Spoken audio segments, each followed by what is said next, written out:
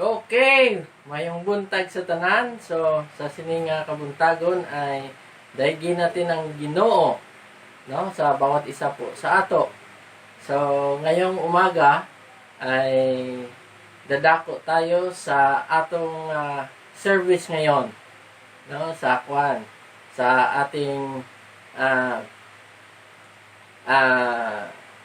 Holy Friday service. So, mga igsoon, bago tayo dadako sa atong service ngayon, ay mag-ampo muna tayo. Hingiin natin sa Diyos ang kanyang Holy Spirit na siyang manguna sa bawat isa po sa atin. So, mag-aampo kita. Lord, sa oras na ito ay kami nagaduol kanimo, nagapasalamat kami na kung saan po, Panginoon, ay patuloy mo ipinagpala ang bawat isa ngayon, lalo na ang nakikinig, lalo na, Panginoon, ang tingin sa kanilang mga screen, sa kanilang cellphone, sa kanilang mga TV, Panginoon. Salamat na ikaw ang nanguna sa bawat isa. Pagpalain mo, Panginoon, hinihiling namin ang banal na Espiritu, ang siyang manguna sa bawat isa po sa amin. Itong lahat, Lord, ay ginaduol namo sa ngalan ni Jesus. Amen.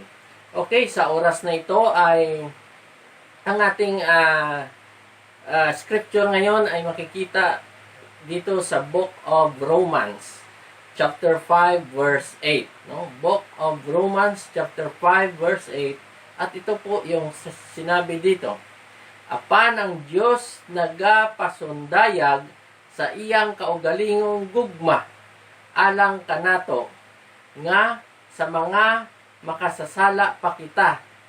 Si Kristo namatay tungod kanato. So, ang ganda ng verse na ito.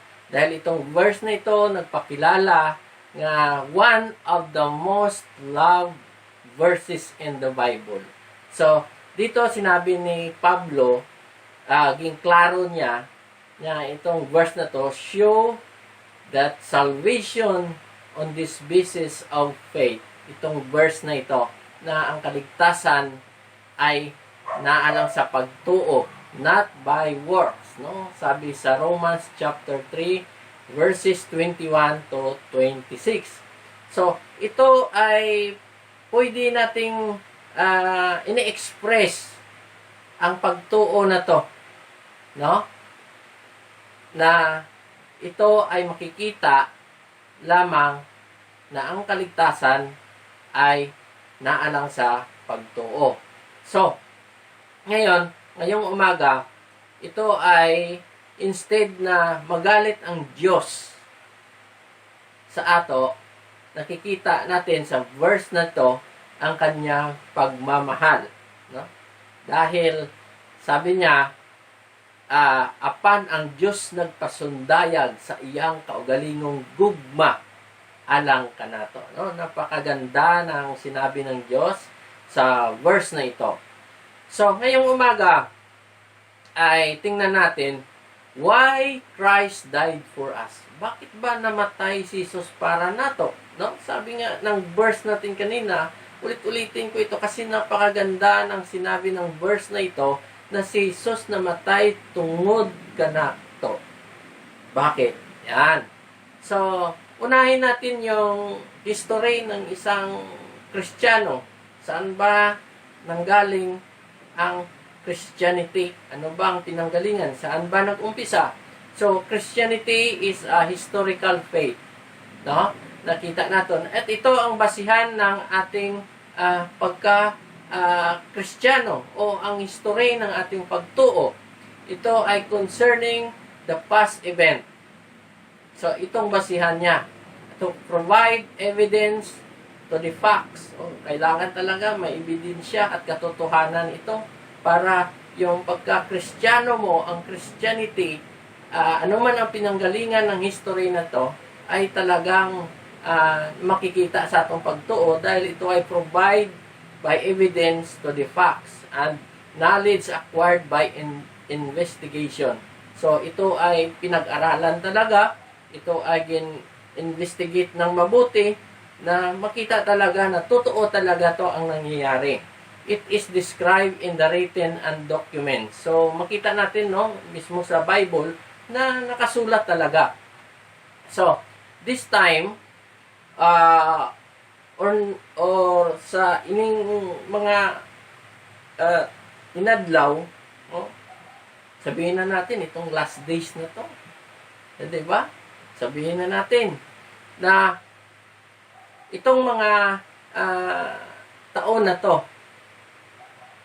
nag-umpisa na yung mga nakikita natin, hindi natin maintindihan yung mga nangyayari kahit ngayon, pero makikita natin na historical faith actually happened in the life of Jesus' death and resurrection. Itong Holy Week na to, na nagpakita na kung paano tayo nag-celebrate o nakita sa ato na kung paano natin to pinagbigyan ng halaga talaga itong Holy Friday na ito, no?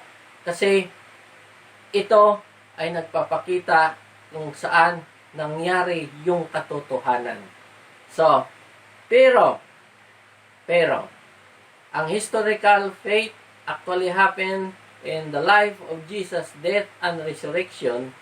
Ito ay nangyayari na ito ay historical faith is a human theories.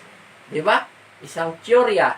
Yung ibig sabihin, idea or set of ideas that is intended to explain facts or event.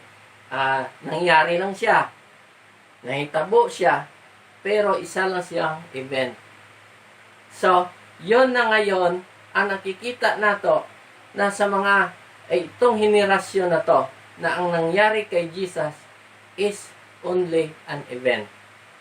So, nakita nato na ang nangyayari kay Jesus is human theories na lang. So, alam ba ng mga anak nyo kung ano ang Biyernes Santo? Noon, nung time na bata pa ko, Lunes Santo pa lang, yung radyo namin ay bago na yung battery. Kasi Lunes Santo pa lang, may mga drama na yan sa radyo about sa Panginoon. So, doon lang kami sa bahay, parang na-quarantine ka rin ng isang linggo. Hindi ka pwede lumabas, hindi ka pwede magtrabaho. Nandun ka lang dahil yung linggo na yun ay Semana Santa. Napakahuli ng linggo na yun. So, ngayon, ang nangyayari, kung hindi tayo na-quarantine, ito ay nangyayari ngayon na makikita nato, ito ay historical faith in a human theory na lang. Sinabi na lang ng tao, o nangyari nga, may facts din na nangyari, that is an event na lang. So, isa pa, na kung saan, ang Holy Friday na ito ay tinatawag na, it is an intellectual acceptance of facts concerning Jesus' life, work, and death. Intellectual facts. So, makita na to, no? Ang tao ay makita nila may gibunal si Jesus, sinaktan si Jesus, inalipusta si Jesus. That is a fact.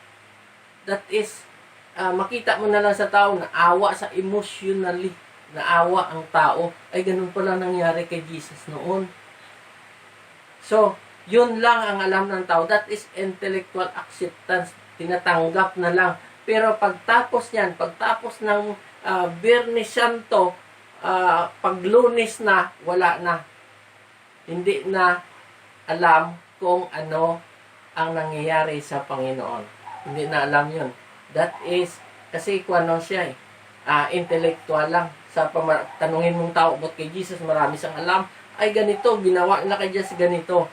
Pero, that is a event nga nangyayari. May facts di sa totoo din, pero that is intellectual acceptance sa nangyayari kay Jesus. Dahil ang tao, naging emotion siya sa kanyang nakita. Pero ngayon, some people today commemorate the Christian faith by human theories and intellectual acceptance of history. Yun na lang ang natitira ngayon.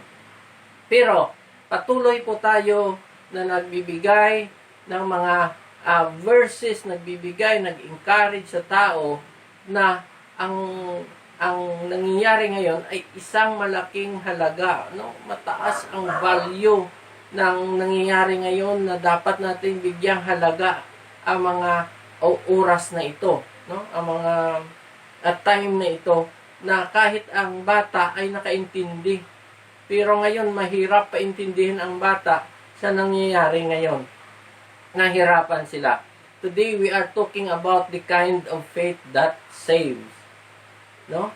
So tingnan nato na ang ato ngayon na dapat pagbulay-bulayan na itong nangyayari ngayon, ang Biyernes Santo na to is all about sa atong pagtuo kung paano kita naluwas.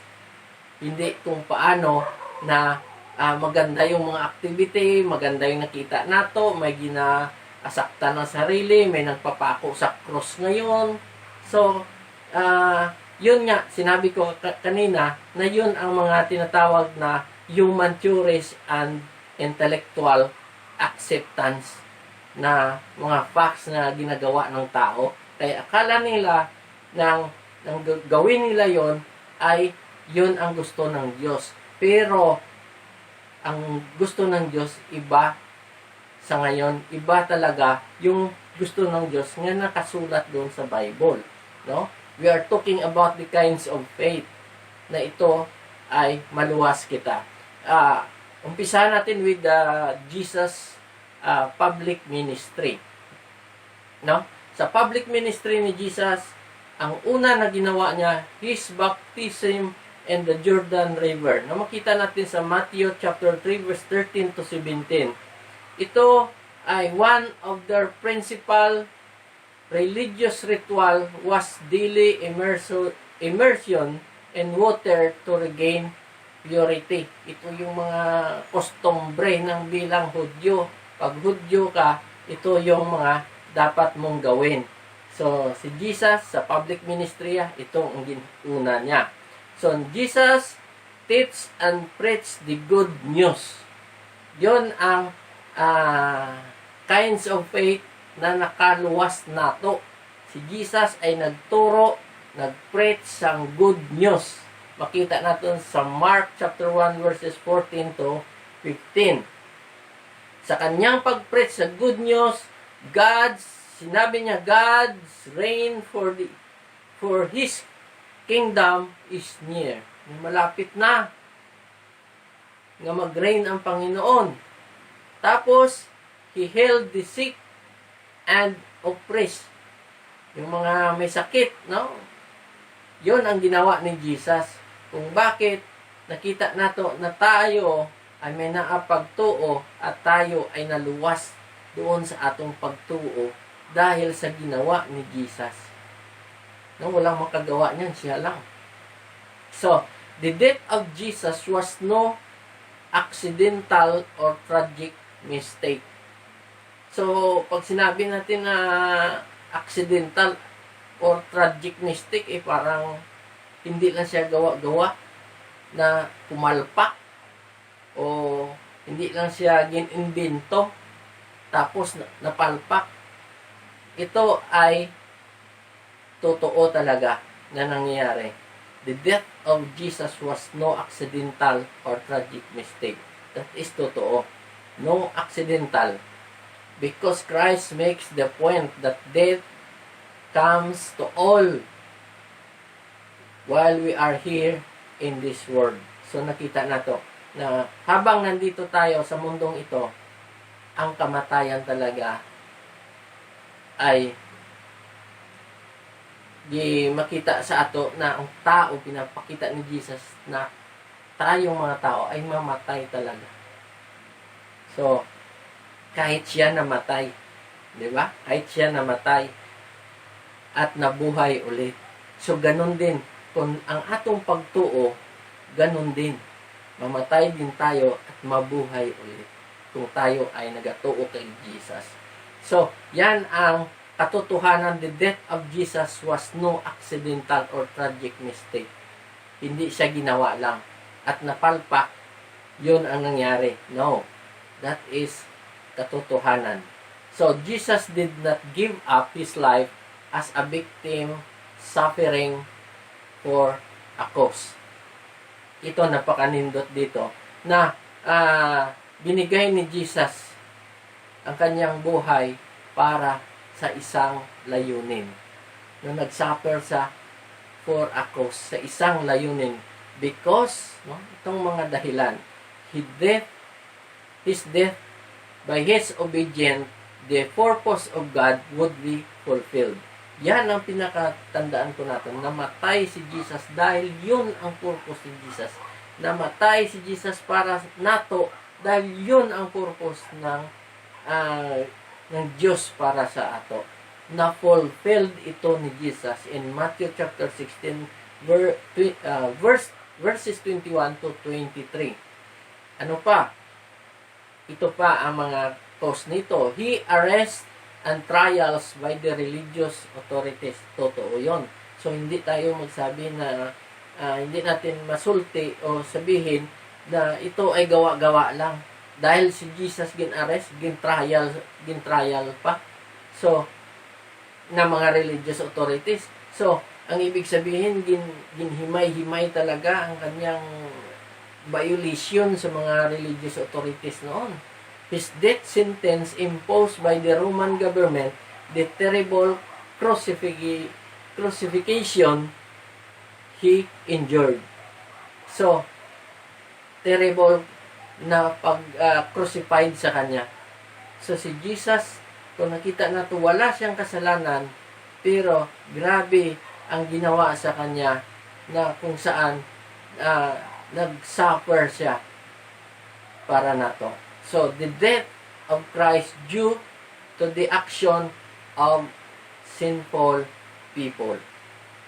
So, it becomes evident that God was at work through Jesus in all that happened. So, nangyayari yan sa kay Jesus lamang. So, that is the evidence na ang ginawa sa kay Jesus, hindi siya accidental or tragic mistake. Di ba? So, dahil that is may ebidensya na ginawa sa kay Kristo. So, nakita na to na the offering of His life was God's gift to the world. Ito yung mga offering.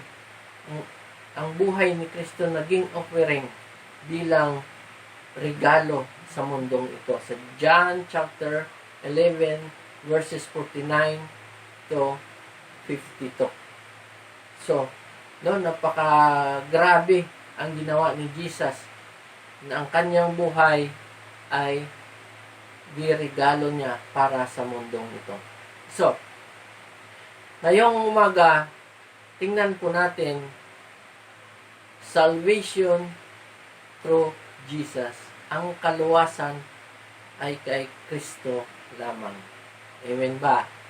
No? Kay Kristo lamang. Wala nang iba. Walang ibang pangalan binanggit sa Biblia na maligtas. Only sa pangalan ni Jesus. No? Through the good news that Jesus teach and preach, doon tayo naligtas. Salvation through Jesus sa kanyang pag-preach at pagturo ng gospel sa ato. So, nandyan sa Bible, mabasa po nato na yun ang dahilan kung bakit tayo ay naligtas dahil sa good news that Jesus teach and preach. Pangalawa, by Jesus obedient to the purpose of God the Father. Nagsunod sa talaga kung ano ang gusto ng Ama para sa kanya, sa nagagawin sa kanya.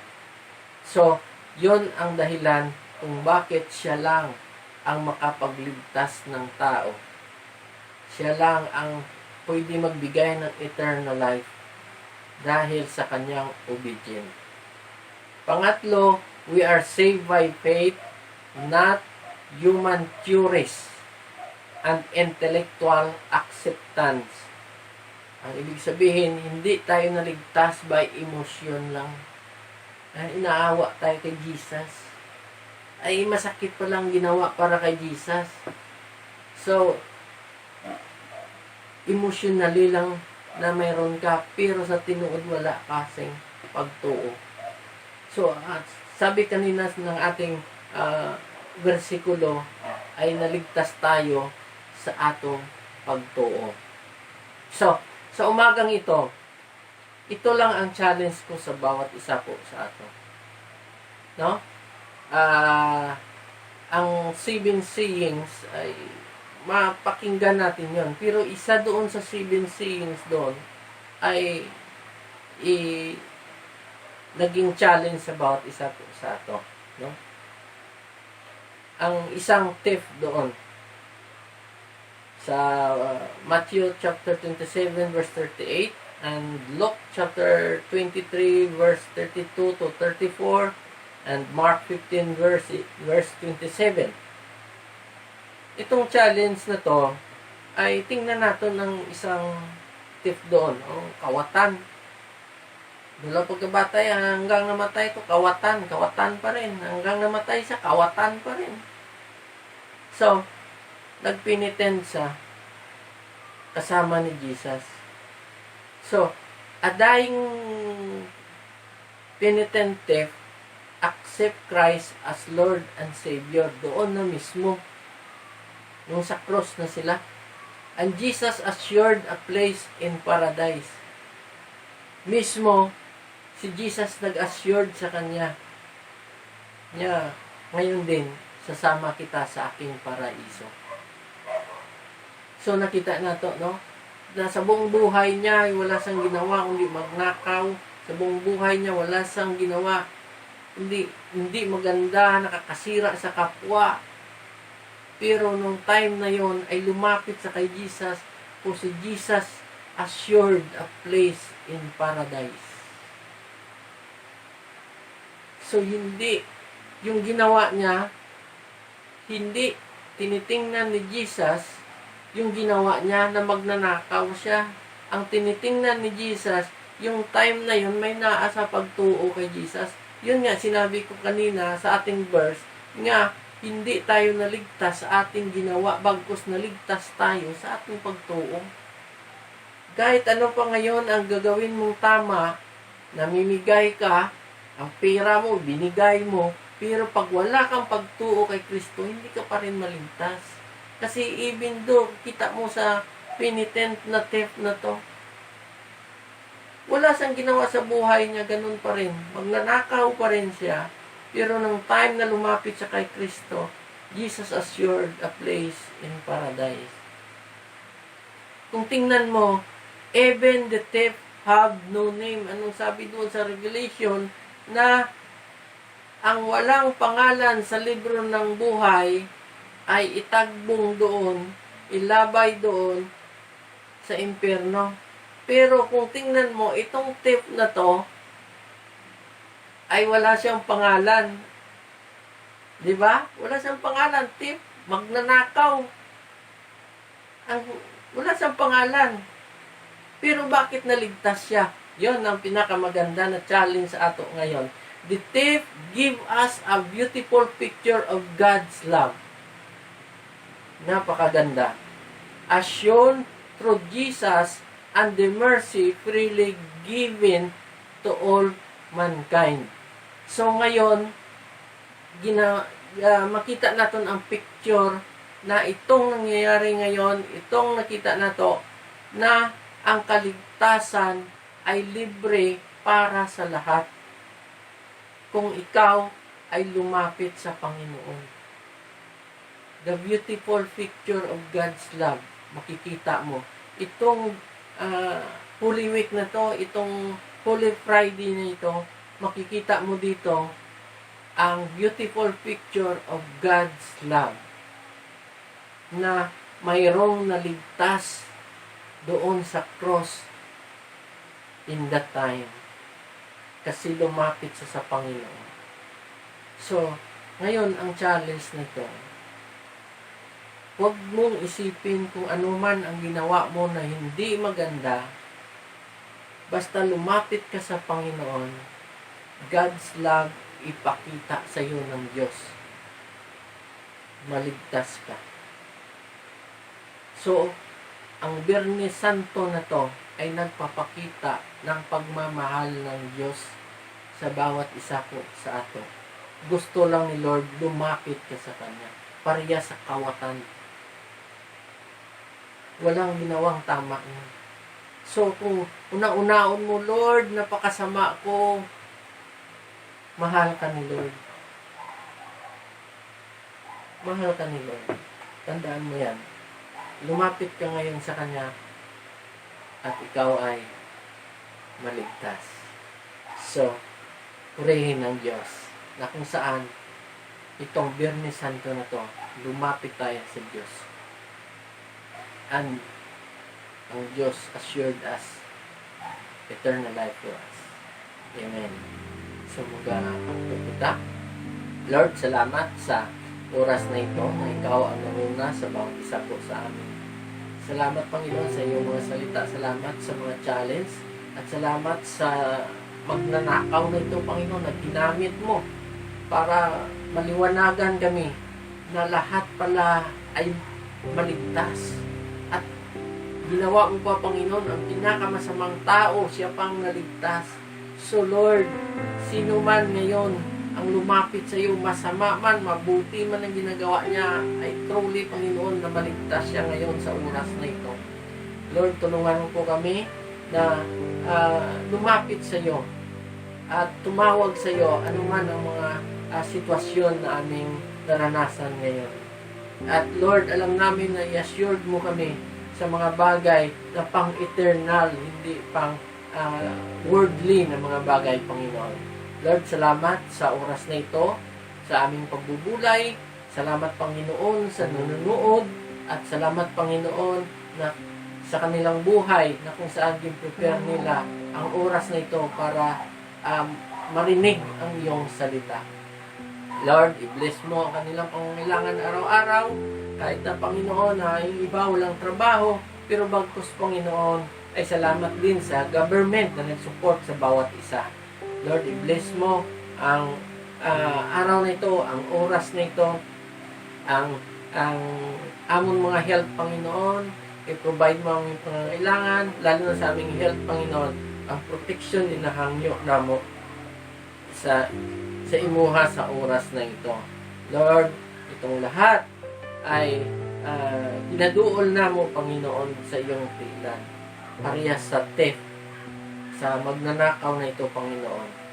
Lord, pagpalain po tayo ng Diyos Ama, ng Diyos Anak, at ng Diyos Espiritu Santo. Amen. Amen. Salamat and